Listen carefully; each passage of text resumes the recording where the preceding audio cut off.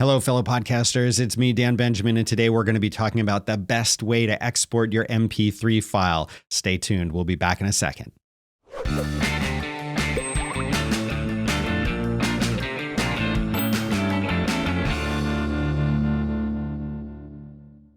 Okay, we're talking about exporting your MP3 files. Super exciting, right? But so many podcasters do this wrong, and it should be simple to do.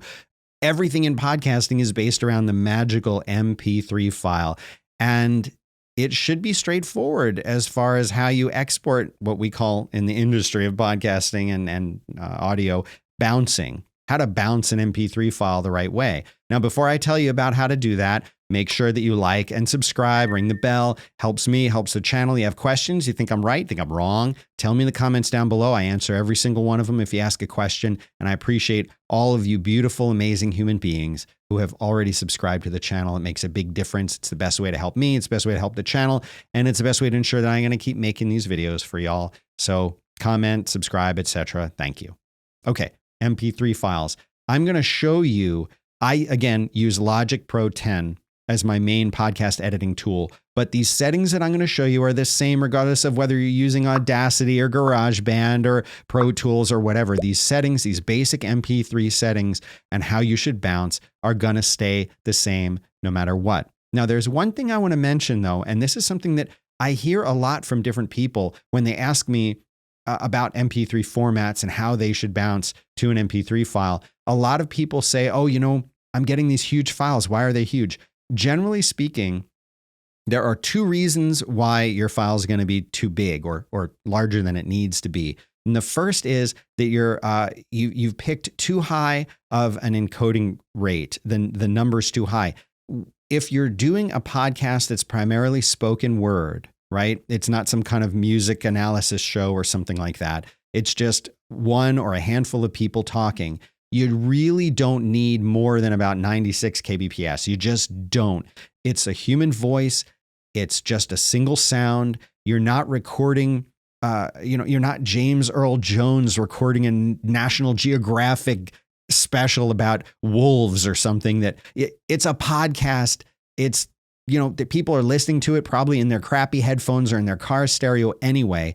There's no reason to have these super high rates for your encoding. It makes no sense. Okay. So don't do that. Number one. Number two, mono. Don't do stereo. Don't create a stereo file. It's the human voice. There's nothing stereo about the human voice. It's a mono sound. Don't put guest A on the little bit on the left speaker and guest B a little on the right. And it just drives people mad. Have you ever actually listened to a podcast where one person was more on one side than the other? And that's not how people sound. Mono. Oh, what?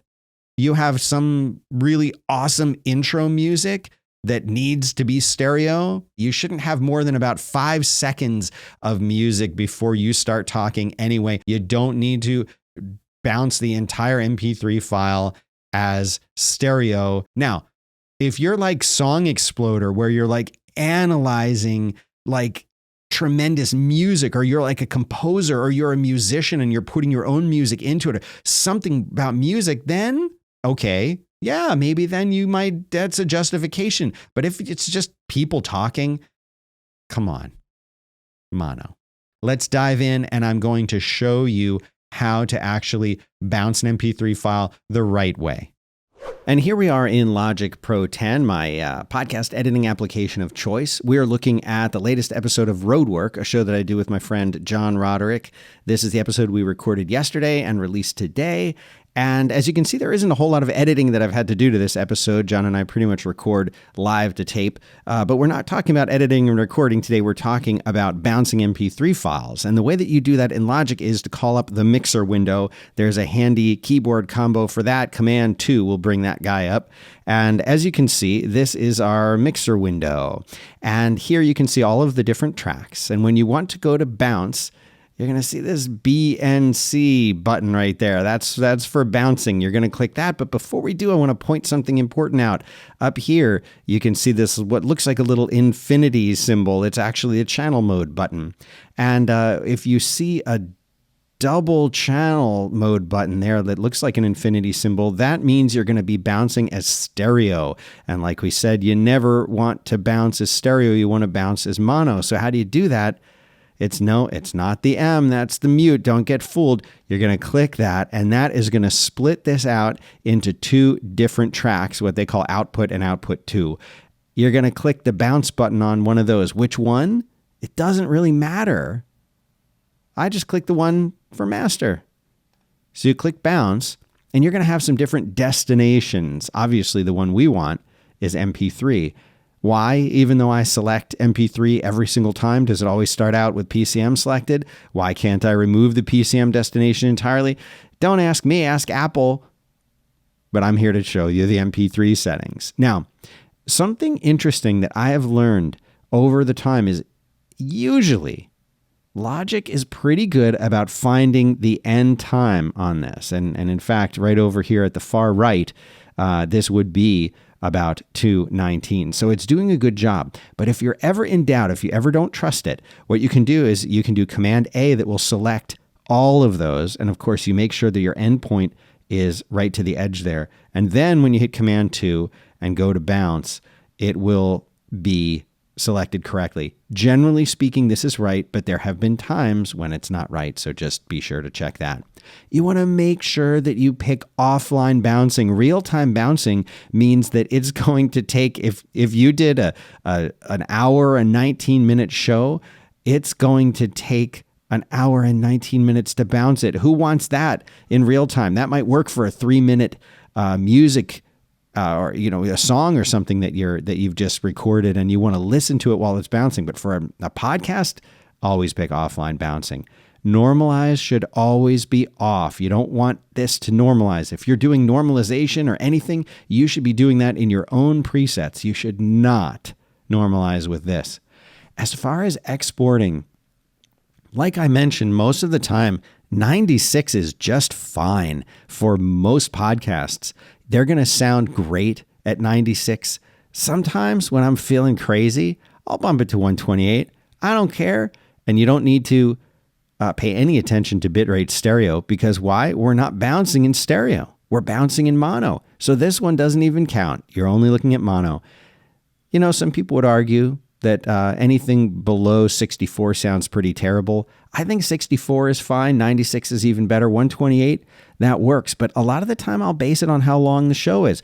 In this case, this show is over an hour long. So 96 is enough. It's going to save my listeners a lot of bandwidth and it's still going to sound really great. The quality, this is grayed out. You don't have to worry about it because that's attached to this VBR setting that we're not using. Of course, use best encoding. I don't even know what this means. Why wouldn't you want to use the best? Of course, use the best. I want the best of everything. Filter frequencies below 10 hertz. We're not really picking up a lot of low hum or anything in the studio, but I leave this on. It doesn't hurt. Stereo mode. Don't pick joint stereo. Pick normal. Okay, just trust me on that. I'm not even going to talk about it. It's that important to just leave it at normal. Don't email me. I don't want to write ID3 tags because my host of choice, Fireside.fm, writes them for me. But if you're writing your own, this is where you would get to set the author tag and other information about yourself or the show that you're doing. And no, I don't really need you to add it to my music library. I'm not interested in that. So this tells me down here, this file, as it bounces, it's going to require 638 megs of disk space in order to do the bounce. This is not how big the resulting file is going to be, so don't panic. And as far as how long the file is going to be, 79 minutes, 35 seconds, sounds about right to me. And now we're ready to bounce, and we can hit OK here. And then we will get it asking me, where do you want to put it? Yep, let's put it right there on the desktop. As you can see, we are bouncing the file. This takes a little while. If we had chosen to do a real-time bounce, it would have taken 79 minutes to do it. If we do it this way, it'll probably take it a couple of minutes. And of course, with the magic of video editing, it's not going to take much time at all. And that's it. Our file is bounced. So let's go take a look at it. All right, so here is our file on the desktop, and if I want to get some info on that with Command I, you can see that the file right here is a 57.9 megabyte file. That is a show that is over an hour long and has the benefit of only being under 60 megs. That's because we picked 96 kbps for our export settings with mono. And you can see here it reflects that mono and an hour and 19 minutes.